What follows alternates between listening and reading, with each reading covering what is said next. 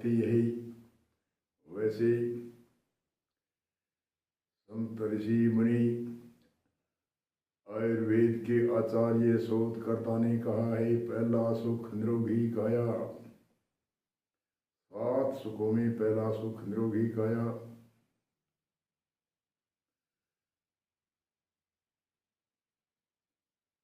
बहुत से सूत्र स्वसत्य के लिए बताए हैं, तो एक सूत्र आजकल दिमाग का अधिक खर्च करते हैं। दिमाग के संबंधी जो भी कार्य होता है उसमें दिमाग की याददाश्त में थोड़ी कमी आती है, कईयों की भूल होती है।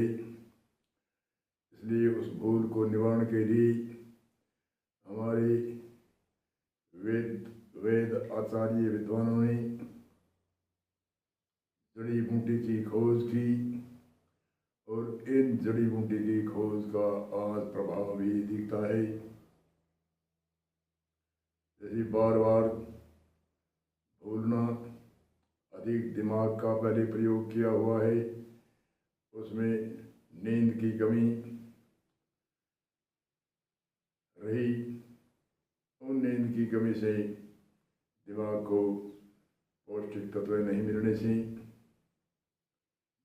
नींद एक ऐसी ऊर्जा है, सभी दवाइयों की दवा एक नींद है।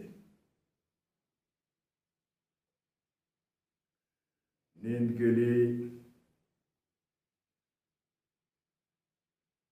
एलोपैथी आदि दवाइयाँ लेते हैं, उनसे साइड इफेक्ट भी होता है, और उससे नशे से नींद आती है।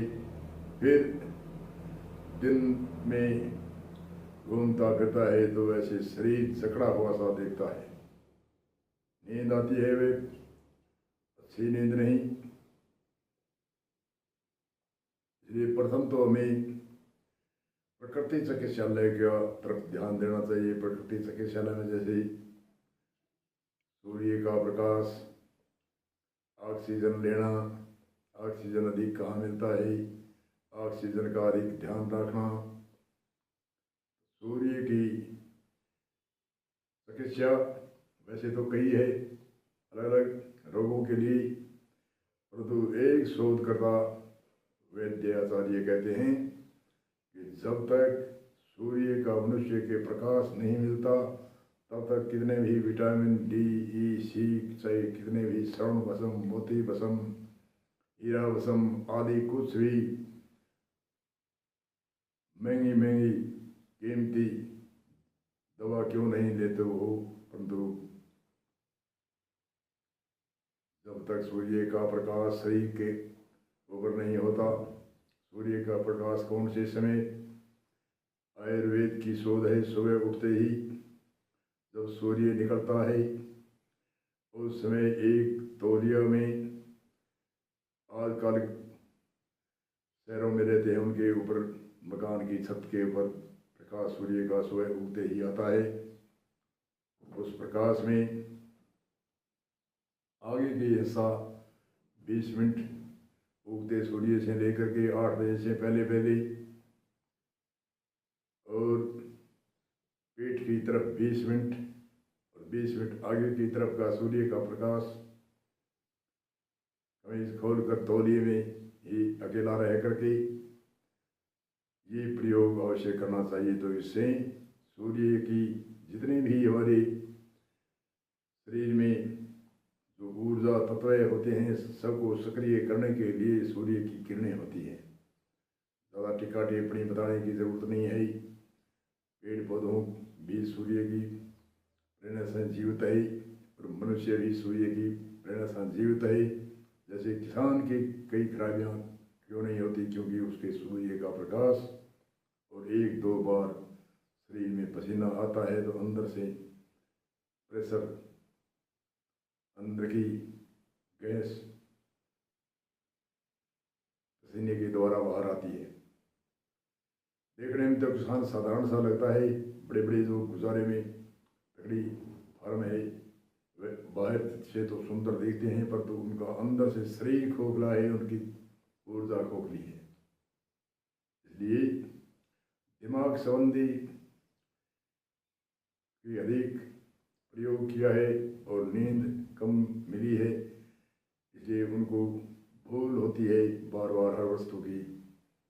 इसलिए भूल के लिए आयुर्वेद में और भी बहुत बताई है, परंतु एक शोध है विदाम, जो मामरा विदाम आते हैं थोड़े महंगे हैं, और साधारण विदाम तो 600-700 रुपये 500 रुपये के आसपास आते हैं, परंतु मामरा विदाम जो 2000-2500 के बीच में उसकी कीमत है, उनको 200-300 ग्राम एक बारी प्रयोग, एक बार का योग शुरू करें। और आधा किलो साबुत अखरोट साबुत और बादाम भेकर आज शाम को भिगोया है 4 बजे, और कल सुबह 7 बजे उनके बादाम के छिलके उतारने हैं, और अखरोट जो छिलके वाले है उसके अंदर जो बीज होते हैं अखरोट के, वह 3 या 4 नग, बादाम के 5 या 7 नग, और इलायची के नग 2 या 3 बढ़िया इलायची पकी हुई रात को भिगोनी है, और सुबह बादाम के तो छिलके उतारना है, क्योंकि बादाम के छिलका घातक होते हैं, और सभी के छिलके में विटामिन आदि होती है। बादाम का छिलका का प्रयोग नहीं करना चाहिए, छिलके उतार करके बादाम अखरोट ऐसे खरड़े में घुटाई करो जैसे उसकी लुगदी दूध बन जाएगी। इलायची भी साथ में 3 इलायची के दाने को छिलका कुछ सा में काम लेवे, और आधी चम्मच पौन चम्मच बिस्लोचन आता है, बांस का गोंद आता है,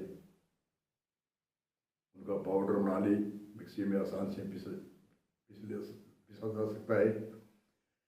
आधा पौन चम्मच वह डालनी है, और शुगर नहीं है तो मिश्री चिट्टे वाली 1 या 2 चमची, और वह सूंटिया जो देसी गाय का सूंटिया होता है 2 या 3 चम्मच,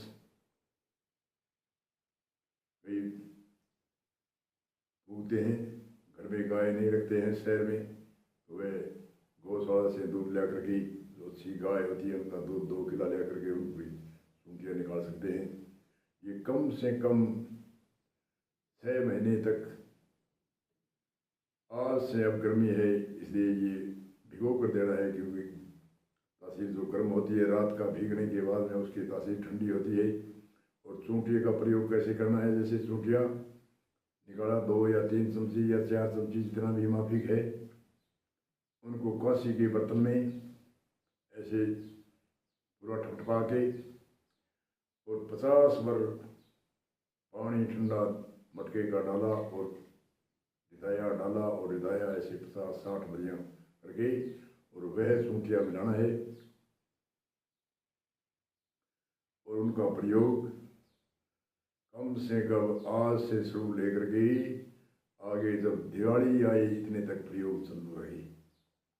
उनकी यादाश्त बच्चे की जैसी यादाश्त हो सकती है, जो चलता फिरता आदमी है, भोजन पचा सकता है, सूर्य का रोजाना प्रकाश ले,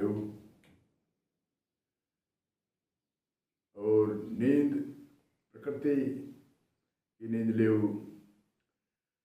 गाय का जो सूटिया निकालते हैं वह थोड़ा तपा करके दोनों कनपटी माथे में घी लगाना, पगथड़ों में घी लगाना, और सुंडी के अंदर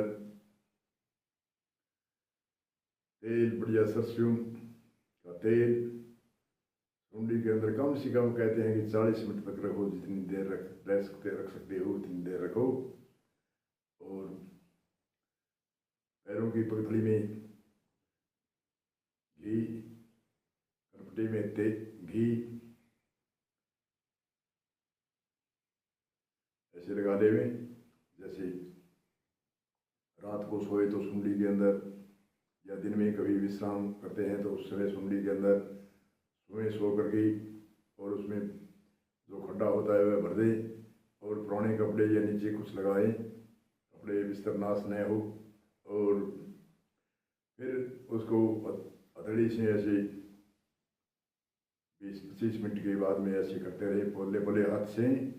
और वह अगर जो अधिक ज़्यादा सरसों का तेल है तो सादा कपड़ा होता है उससे पूछ सकते हैं।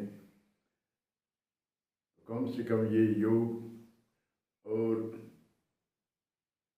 जायफल चुटकी, चुटकी कहते हैं जैसे 3 अंगुलियों की चुटकी, वह दूध में प्रयोग करें चाहे कैसे भी करे।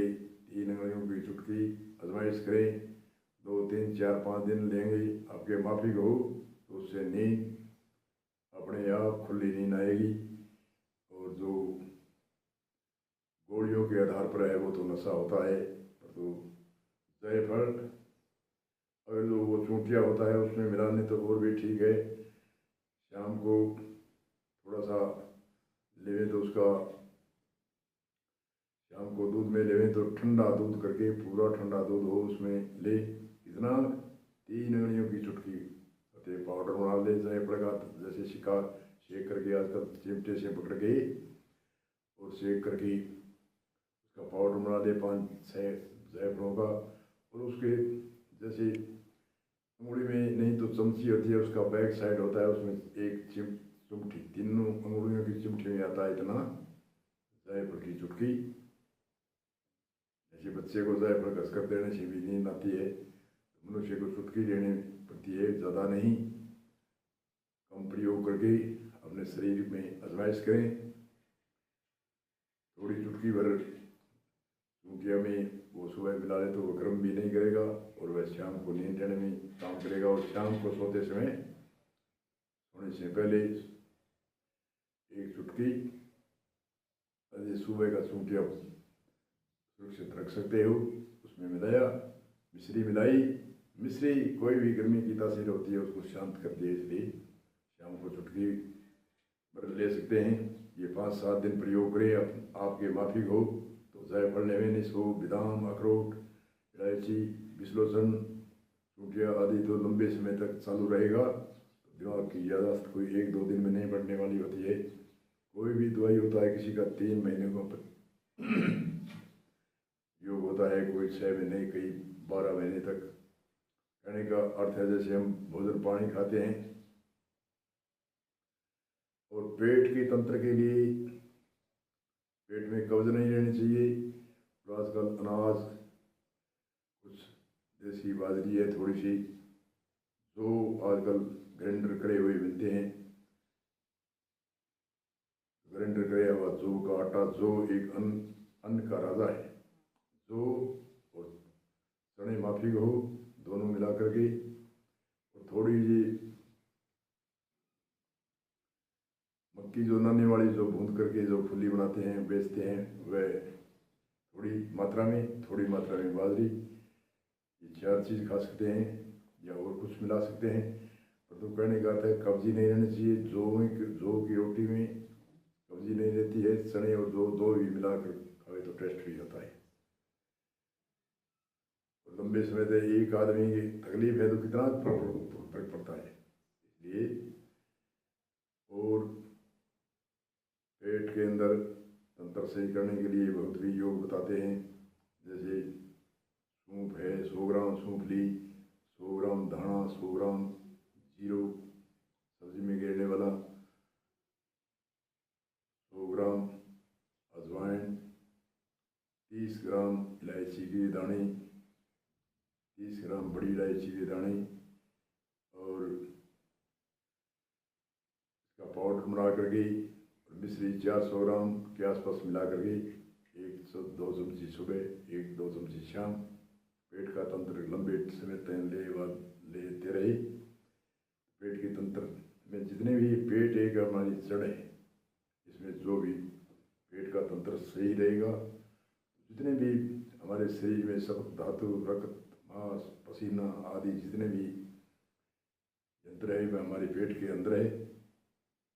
इसलिए खान पान का ध्यान रखिए। भूख लगे तब भोजन खाना चाहिए, भूख लगे तो भोजन अमृत के समान होता है और बिना भूख जहर के समान होता है। इसलिए पहले सुख निरोगी काया और कुछ योग भी करें, पैदल यात्रा करें, सुबह सुबह घूम के या शाम को या सुबह, और ऑक्सीजन जैसे बताया था पीपल है, बड़ है, या कोई छत के ऊपर सुबह सुबह जो प्राणायाम करते हैं तो ऑक्सीजन आकाश में घूमता है, वह भी मिलता है। और जापान में, दूसरे देशों में तो बड़े बड़े एक एंटेना यंत्र लगा रखे हैं जो घर के अंदर ऑक्सीजन प्रेशर मारते हैं।